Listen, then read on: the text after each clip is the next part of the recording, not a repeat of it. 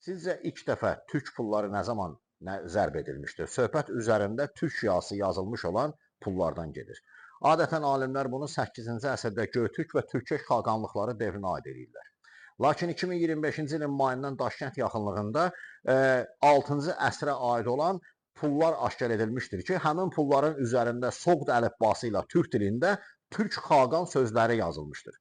Alimlərin bir hissəsi bunu Göytürk xaqanlığının Yabquluq devrinə, yəni İstəmi xanın övladları devrinə aid edirlər. Bəzi alimlər isə bunu Qabulşahlar dövrünə və yaxud Türk şahilər devrinə aid edirlər. Maraqlı bundan ibarətdir ki, bunun elmi tərəfi nədir? Yəni elmi tərəfi budur ki, qabaqlar türk adına Orxon abidələrində 8-ci əsrin əvvəllərində rast gəlinirdi. Lakin indi isə türk adı daha 150 il qədimə keçir.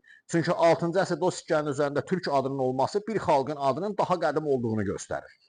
Bundan başqa həmin qazıntılarda 20-yə yaxın başqa sikkələr də tapılmışdı ki, bunların da üzərində türk dilində Xaqan Yabqu, Türk Xaqan və yaxud Yabquteyə terminlər əks etdirilmişdir. Bunun özü elm üçün böyük bir irəliləyiş, böyük bir hadisədir.